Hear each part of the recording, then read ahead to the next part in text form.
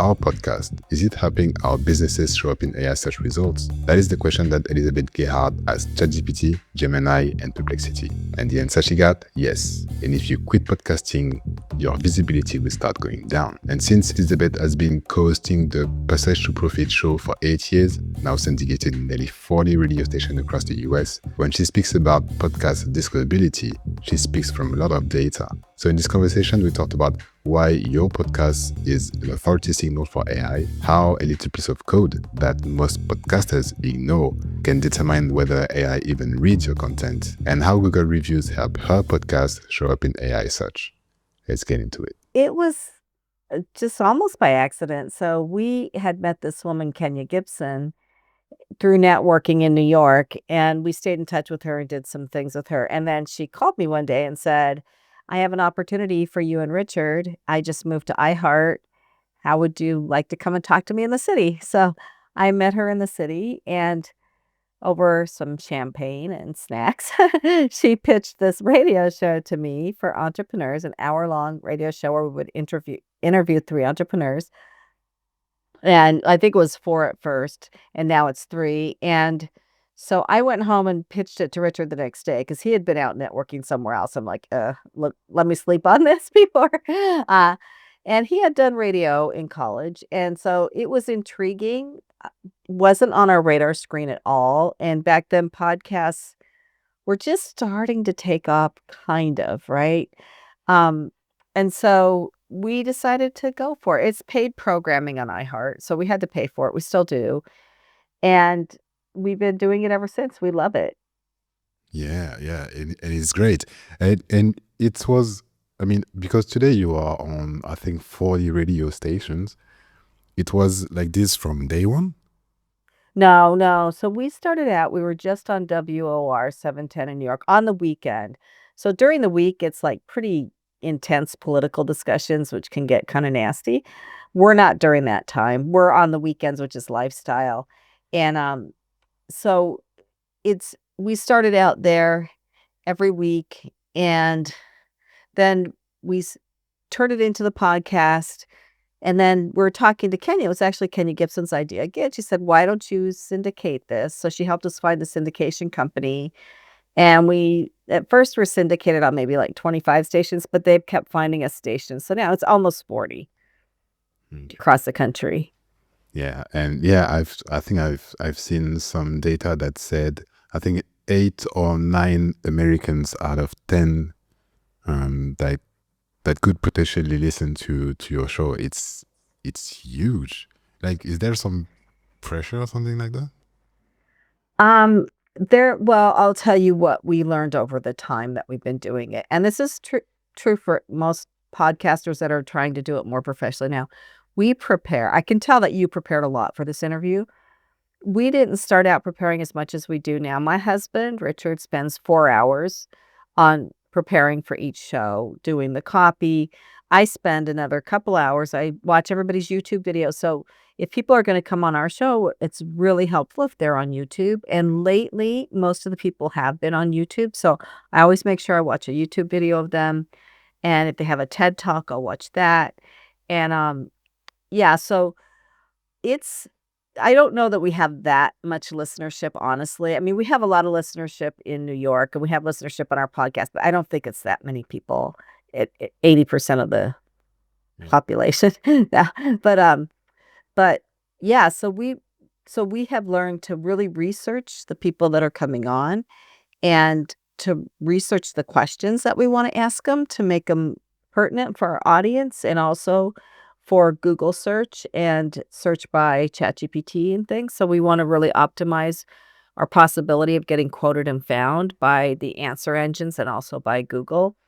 And we do a lot of social media, so we'd like to get some good social media clips out of it. So we think about all that before we even do the show. And then we have, as you did for this show, we have pre-calls with everybody. My husband has pre-calls with everybody that's coming on. So, and that's evolved, but it's something that I think people have to do in this day and age, right? Yeah, I couldn't agree more. It's something that because I've done, I think, three pre-interview calls this week. And I've had one with a podcast expert. He told me like that sometimes he he has called with people that just come unprepared even for the pre-interview calls. And if he says that this shouldn't happen. I think everyone should be very prepared, and because that's how you, after that, you deliver a great show for the listeners. So I couldn't agree more with you. So yeah, 2018. So it's been 8 years. This is already 8 years. So yeah, quite. Almost 8 years. It'll be 8 years in June. Yeah. When you look back, because yeah, it was a radio show. Even yeah, it's been a radio show for a long time. But when you look back, what are the changes that you see? Like if you look back, you say, "Ooh, we don't do that anymore," or "We do this very differently this time." Is there something that comes to mind? Well, so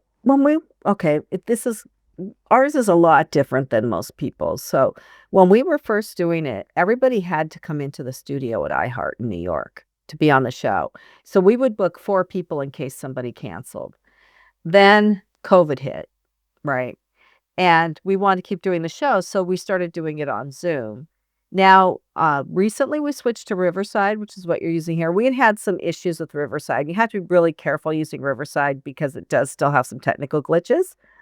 But Riverside, if you need to, first of all, you need to do video with everything. So when we first started doing it, we were doing audio only. And then Kenya said, well, you should do short videos in front of the iHeart branding for social media for people. So we started doing that. And that was hard because there wasn't any good lighting or anything, so we were like taking our cell phones and lighting people's faces up and stuff. Um, and then now it's a whole production because honestly, we feel like you have to have video for everything that you do. It's really rewarded greatly by Google. So Google's parent company, Alphabet, owns YouTube now, and YouTube is becoming a great listener source for podcasting. And you have to have YouTube videos. And if you do audio only, there are ways to make videos. But so now when we go into iHeart, we have a whole camera setup. We also do interviews on Riverside, as I was saying, because after COVID, everything changed. So we go into iHeart once or twice a month, and then we do 1 or 2 shows on Riverside every month. And what we discovered, it's so much easier to get people to come on Riverside than to come into the studio. Uh, we got much higher level people having them just have to come on Riverside, right? Being able to do it from their living room or wherever, than dragging them into the studio in New York. But some people like to come into the studio. Some people like to come to New York. We had somebody on the show yesterday. We did it in New York. She loves New York. Her daughter loves New York, and they're living in California now, but they've been in New York a lot. So they came out to New York just to be on the show. And she was great on the show. She was very polished. So a lot has changed. I think the biggest change is not having to go in the studio every week. That's a relief for us too, quite honestly. Yeah. Yeah. Nice. Very nice.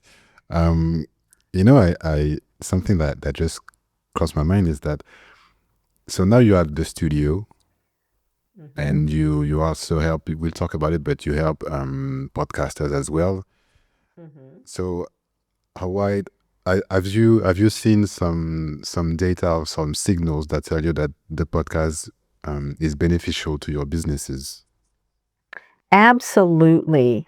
And honestly, I do want to talk about this. It's so important for podcasters and for businesses. I gave a presentation at PodFest, and it was how to be visible to ChatGPT and the other large language models like Gemini from Google and Perplexity. How to have your brand come up when people are asking questions about your particular business area. And I did a lot of research for that, and I use all 3 of those LLMs that I just mentioned. I asked them, does having Passage to Profit show as a podcast help Gearhart Law, which is my husband's business? I have Gear Media Studios, which I just launched where I help people, but I have a lot of data on Gearhart Law because we've been sending people to Gearhart Law from the Passage to Profit show. And I said, does that help us come up as an answer? I said, absolutely. If you quit doing Passage to Profit, then the number of people finding you through ChatGPT will go down over time. And now I have instituted some back-end software optimizations, I guess you would call them, that's even better to help the LLMs find us. So podcasts are like candy to these LLMs. They're constantly eating content, right? And they've eaten all the content they can eat. So they want new, fresh content, and they want people talking to each other like we are now, natural speaking, not reading, not something scripted by AI. They want human interaction, fresh content. They love that. And then if you put it on your website, which you have to have now, and you put something called schema code on there. Each episode needs to be on its own page, and you have to have schema code for each episode, and schema code is like a roadmap for the LLMs. So you can't really read what's on your website, but if you put schema code on there, then it's like, "Oh, I can read this." It's like you translated something from, Martian into English. Um, and that has really helped us a tremendous amount, I think, bring business to Gearhart Law through influencing our authority and trust with ChatGPT and the other LLMs. It's kind of a roundabout way. Okay.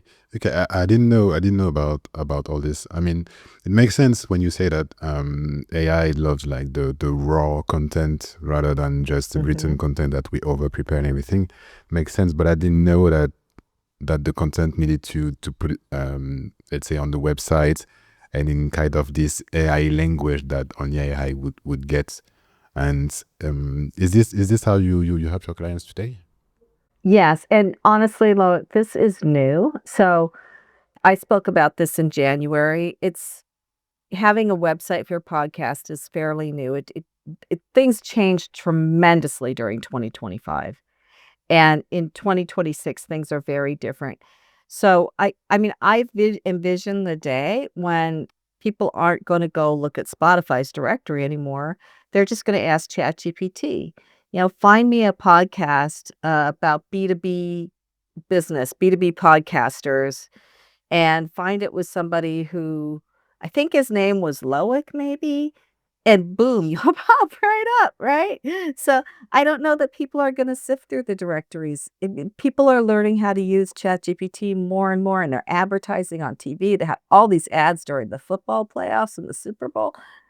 So, that's where people are gonna start searching, and that's why for podcasters, you need to do this stuff, and then you can tie it directly to your business, and you can also use your podcast for your business.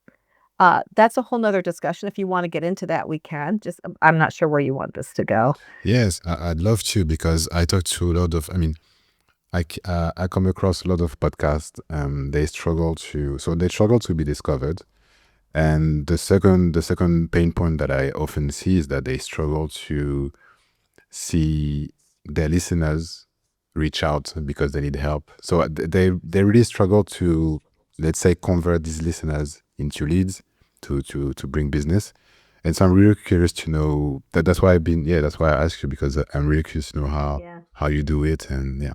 By the way, if you're listening to this and you don't see your podcast contribute enough to your business, I'm gonna share at the end of this conversation how my podcast generate leads for my business. So stay until the end for that. So, I did some research on this too. I was looking at ROI, return on investment for podcasting. It's hard to calculate. I found this great company with this website called Fame, and I was reading their blog on it, and they had such great suggestions. So, what you need to do if you really wanna drive business is figure out your ideal client's pain points. So I have Gear Media Studios.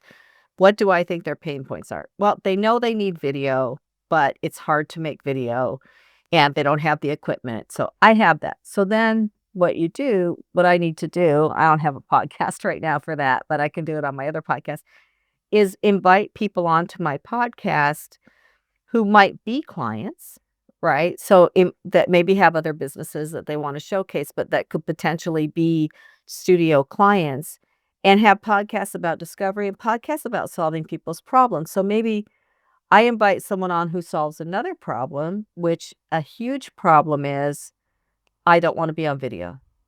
And that's kind of the problem I'm facing now. So maybe I invite someone on who can help people feel comfortable on video, and then we form a relationship. And if I have somebody that wants to do a podcast but feels very uncomfortable, I send them to that person. If they have people they're training to be on media, they send them to me.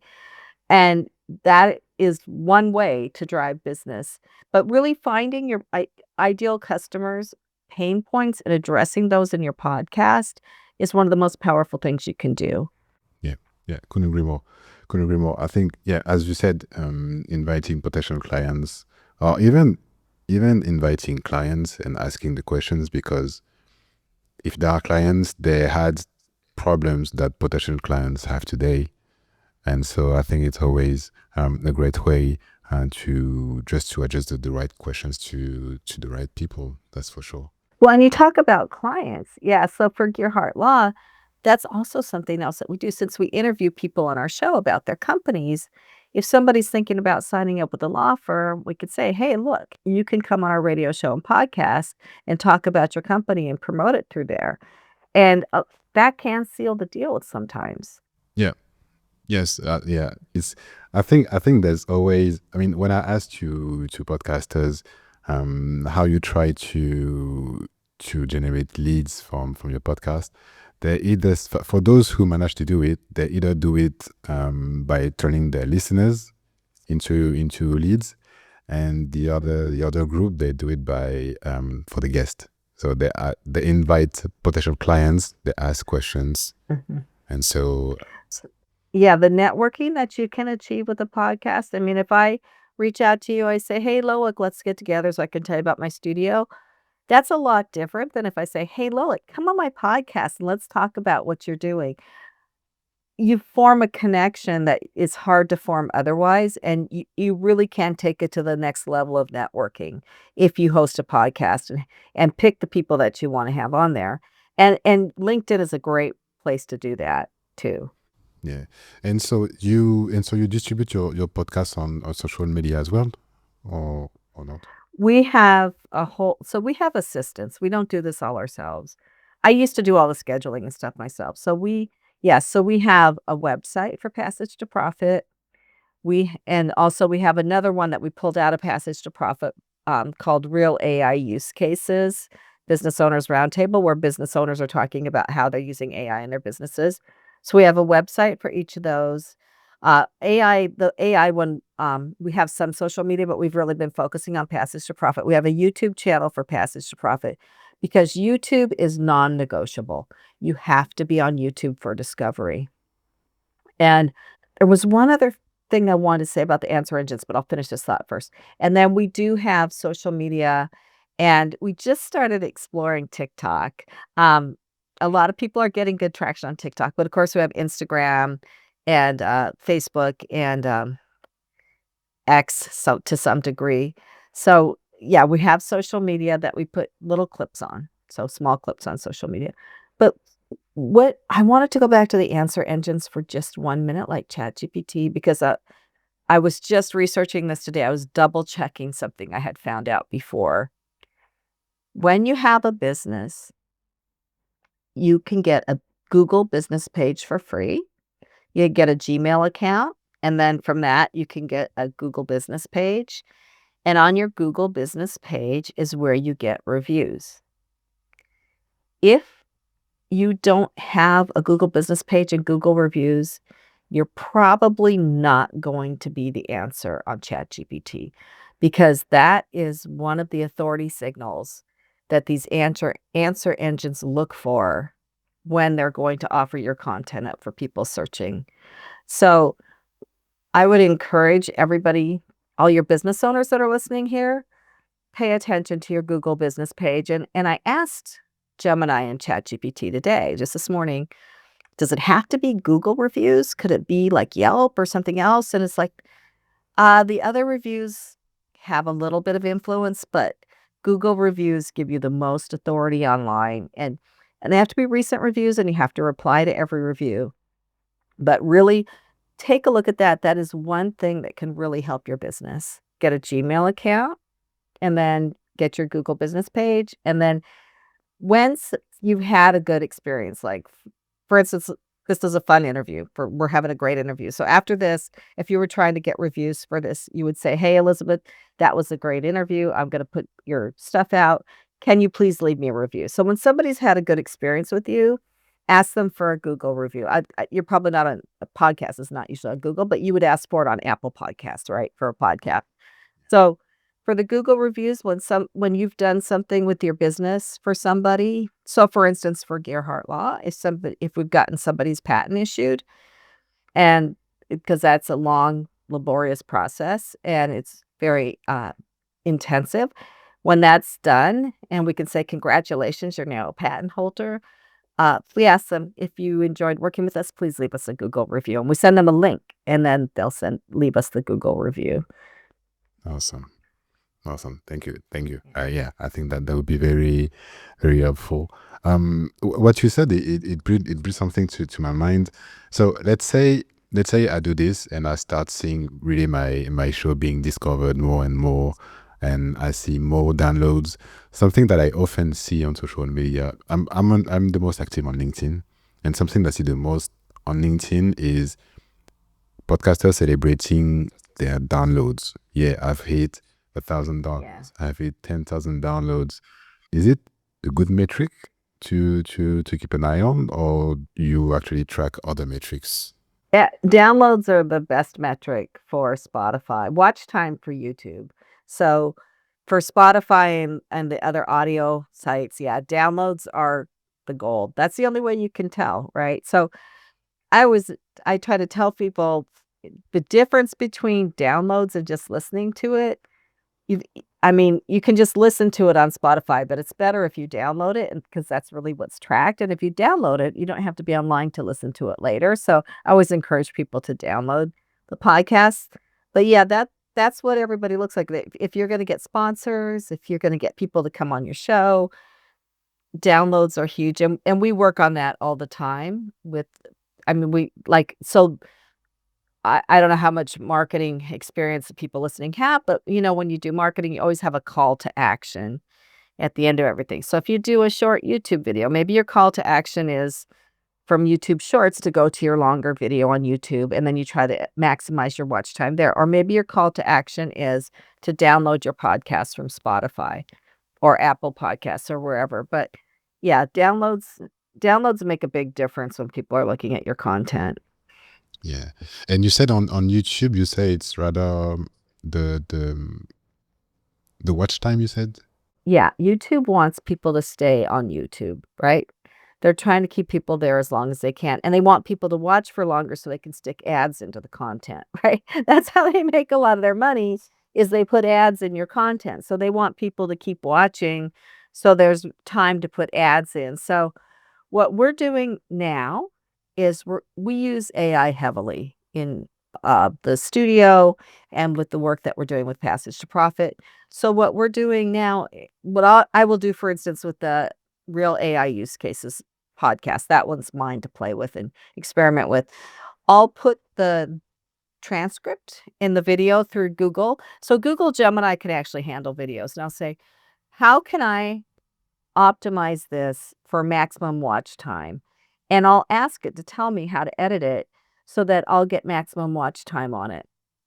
And it'll tell me. And then we use editing tools like Descript or CapCut to edit it. And then we'll put it on YouTube. And then we hope that people watch the whole thing.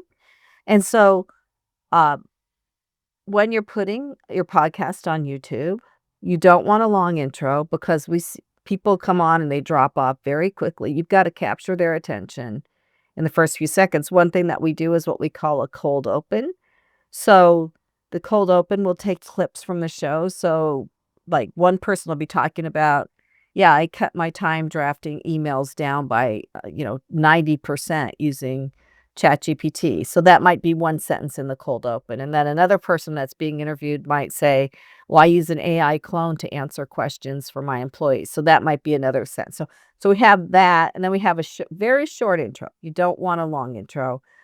And then we go into the actual content, because right now people just want the content. They don't want to listen to long intros, and we're putting our own bios at the end and short ones too, because it's you want people to listen as long as possible, but you don't want a long bio at the end and that people just turn off, because if they're watching your podcast, all your podcast episodes, they love you. they've already heard the buyout, right? So you don't want that over and over. Yeah, that is so important on YouTube, because there is the video and everywhere. I mean, on the right, there are other suggestions, and you don't want to lose the person who's watching. And so the intros, when we hear the music and the introduction to the podcast, that's the content that people just don't want to, they want to skip it, or they just drop off. And it's so important to, I think the term that I often hear is open loops. You need to open loops. You need to, as you said, show parts of the actual conversations, but you need to give enough so people can say, okay, I need to wait to this part. I need to listen to this part. That is really important, and that's what makes people stay. And that's why huge podcasts, they spend a lot of these first seconds, because that's what makes people stay. So important, and free more with you. All right, Elizabeth, that was great, and that was great, especially the part on the research. For sure, I will come back to the video when I'll edit it, and I'll have another listen, because I think even for myself, there's a lot to do on the AI, on the reviews as well, and the stuff that you share at the end as well on YouTube. So I will have another look. For anyone who wants to listen to the podcast, what would be the first place to find it? Well, for the Passage to Profit show, we have clips on YouTube. The whole podcast is on all the podcast sites. So you could go to Spotify, you could go to Apple Podcasts, you can go to iHeart, you can go to any of the others. Awesome. Trying to remember what the other ones are. Yeah. Anywhere you get your podcast, you should be able to find us anywhere you get your podcast. Awesome. I'll put the links in the show notes. And for the listener, the podcasters who's maybe struggling to get their podcast discovered, what would be the best place to find you? They can email me at gearmediastudios@gmail.com. I'm still working with my website person to get a better email, but just Gear Media Studios, GEAR Media Studios @gmail.com. It's a great way to get a hold of me. Awesome. Or LinkedIn, Elizabeth Gearhart. Okay, I'll put the LinkedIn as well. Well, Elizabeth, thank you for coming. Thank you for sharing so much value. That I think that was great, and thanks again for coming. Thanks, Loic. And as I mentioned earlier, if you don't see your podcast contribute enough to your business, the way I do it is that I introduce a lead magnet twice throughout every single episode. So my system has 4 steps: a call to action mid-episode, another call to action at the end of the episode, an element in the show notes, and a landing page slightly different from the classic landing page format. So obviously it's a bit difficult to make it useful to you in just a few words. So I broke down my entire system in an article, script included. The link is at the top of the show notes of this episode. Have a look, because I think it will give you the foundations that you need to start seeing leads coming from your podcast.